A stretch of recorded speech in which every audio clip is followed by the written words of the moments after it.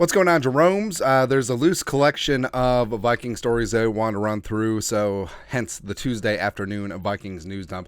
Nothing too earth-shattering as the Vikings are prepping for joint practices with the Titans tomorrow, but a couple things to go through. Number one, yes, Dalvin signing with the Jets. Now, a lot of questions have stemmed from this, and one, no, the Vikings do not get a compensatory pick from Dalvin Cook because they terminated his contract. And also, if his deal had expired, the compensatory window had already closed, so is what it is. So the Vikings get no draft pick compensation, but they do pick up that $2 million in cash that was fully guaranteed to him this year. His new Jets contract offsets that, and the Vikings will get that back in 2024. And wishing Dalvin luck. I do think that he has something left in the tank. Unfortunately, he's going to be helping the agenda of Aaron Rodgers, but also. Let's not get it twisted. Once Breece Hall gets back and is 100%, I mean, that's his backfield, man. Breece Hall is a bad dude, man. Wednesday, joint practices with the Tennessee Titans will kick off 2 days, and then the Saturday evening preseason game. Alex, the Athletic. Very excited for these Vikings-Titans joint practices tomorrow. DeAndre Hopkins versus the young corners. Yeah, it's going to be tough. Like Joanne Williams having to body up against the rather large DeAndre Hopkins, who's maybe lost a step. I don't know. But I don't know. Treylon Burks is also in that mix too. Plus, we get to see future Viking Will Levis up close and personal. Apparently, he's losing ground in his battle against Malik Willis to be the Titans QB2. Tennessee defensive physicality against Minnesota's revamped physical run approach. Brian Flores unleashed. Buckle up. And yeah, it should be good. Plus, the Titans' interior defensive line led by Jeffrey Simmons. It's one of the best in the league. I mean, Jeffrey Simmons is an absolute monster, and for all the concerns about the Vikings' second and third team offensive line, and there is still lingering concern about the Vikings' interior starting offensive line with Ezra Bradbury and Ed Ingram. Jeffrey Simmons is going to be a big-time test, and these joint practices are going to be very, very important over the next 2 weeks. Then, speaking of which, Alec Lewis, again, go. Vikings OC Wes Phillips pretty much said today he's very tired of having to go against Brian Flores' defense. I believe he said he wanted a break from it, and that's the thing, too, where joint practices are good to break up the monotony against practicing against yourself all day long, because here's the thing. This isn't regular season practice. This is training camp practice. And first, second, third team, they're going to be running the team's defense. They're going to be running the team's offense against each other every single day. This isn't like regular season practice where you have a scout team with your practice squad and you give them a look of what potentially could be coming up from the opposition. So it gets a little bit monotonous, especially. I mean, I was told that the Vikings had the 31st ranked defense last year, so you would think that Wes Phillips would love to go up against it. The way that he used to just, I'm sure, torture Donishell last year. But Flores, he's exotic. He is erotic. He's going to be bringing the heat from all over the place, and he just doesn't stop, which is fantastic and can only mean great things for the Vikings moving forward. Speaking of moving forward, former Vikings franchise quarterback Teddy Bridgewater, which I will always stand by. If his leg didn't socially distance from his body in year 3, he was set up for success, man. Like, he was looking really good in training camp, but is what it is. But Teddy signed on with the Lions to be the backup to Jared Goff.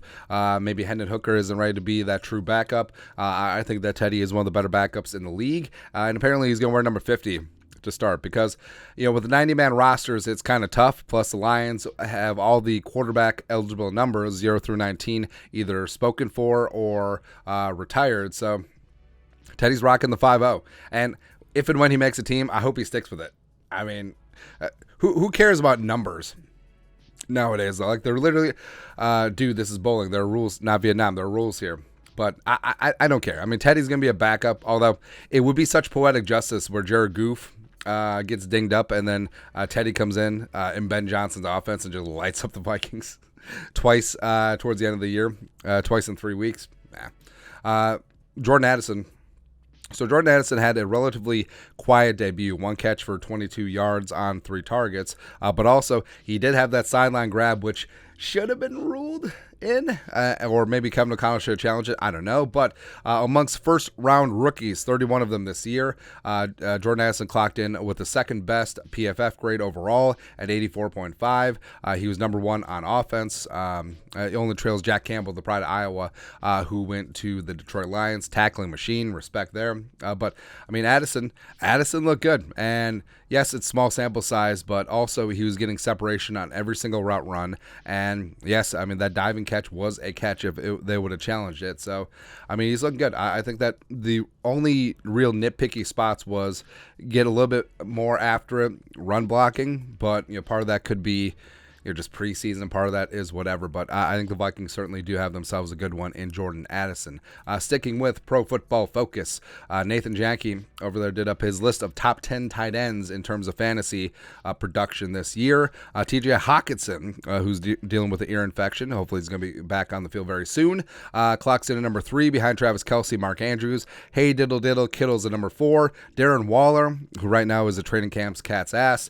Kyle Pitts, who I'm not ready to give up on Kyle Pitts, man. I'm just not. And then Goddard, Ingram, Freiermuth, and Njoku at number 10. Where I would make a case that Hockenson is going to be even above Mark Andrews, because Mark Andrews benefited because he has been Lamar Jackson's number one target over the last couple of years. Now, they do lose Josh Oliver, so maybe Andrews is going to have to do a little bit more of the dirty work. And also, all of the weapons in OBJ, as well as Zay Flowers. I mean, eventually that is going to take away from his target share a bit, you would think. And Hockenson did finish as tight end 3 in fantasy last year. Plus, I think eventually Kelsey's going to take a step back. I mean, we've been saying that for years now, but eventually he will start to age out. And I think Hockenson, with JJ and Addison taking up attention, the Vikings, even though they're going to run the ball a little bit more, I think that 12 personnel is going to be great for Hockenson finding mismatches, and he and Cousins already have that clear-cut chemistry. So, I mean, 3 might be low. 3 might be low in terms of fantasy production. So I'm hanging on to him. Speaking of hanging on to the memories of the Metrodome. So Simon Brockman did all of this. It's a 3D rendering from a whole lot of photos, and it's kind of cool. Like, it brings back the nostalgia of the old Metrodome. I can just hear John Randall right now. Regulators, mount up. We coming. Just good memories, man, because I used to go with my dad every year to Vikings Packers at the Dome, and it was always good times, good memories. And I mean, the Metrodome, by today's standards, was a piece of photographers. The Metrodome was garbaggio, right? And then the roof collapsed in 2010. But I mean, it was our garbage heap, and it was good. I mean, the Twins won two World Series here. The Vikings, Gary Anderson missed a field goal here. Now, yes, all the I'm too young for the Met, but apparently a lot of good memories there. U.S. Bank Stadium is one of the best stadiums in the league as well. But the Dome, I mean, I can just smell like the trough piss and the onions right now, and also the vent as you get blown out the doors, and no smoking. Good times, good memories, man. Speaking of good memories. So apparently I'm in Madden 24. So the screenshot is making the rounds. The new game is out. It's sort of whatever. It's just a roster update. But first off, Kevin O'Connell, it looks like Kevin O'Connell's wearing eyeliner a little bit of guy liner going on. He's panic at the U.S. Bank Stadium. He chimed in. Haven't you people ever heard of running the ball in 4th and inches? No? I don't know. Harrison, I don't know. Harrison... They did Harrison a little bit dirty in this one. I don't know. But then they got me. Who is that supposed to be? It's not Jackie Chen. They let him go. It's not the... They used to have... I forget his name. But a couple years ago, they had a Japanese strength and conditioning guy. He was my dude. All right. But apparently I'm just in there because we got the shaved head. There you go. I feel like the pecs and the shoulders and the traps could be a little bit more defined. And I look a little bit lost, but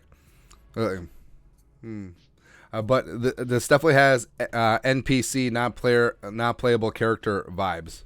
What am I supposed to do on the sidelines? I don't know what I'm supposed to do with my hands. Touchdown, yay, hurrah, aw. I don't know, man. But hey, I assume that these graphics are pretty similar to all teams. So is there a version of me on every single team? Because that would be awesome. That'd be awesome, man. Like I don't have the game. I really don't have any interest, but someone look that up. It's kind of hilarious, man. But that's it. That is the Vikings low quality news dump on Thursday. Tuesday. What day is it? Doesn't matter. Let us know your thoughts in the comment section below. Subscribe for daily Vikings takes. Want to support the work? Put a little something in the Venmo. But till next time, Skull Production Value.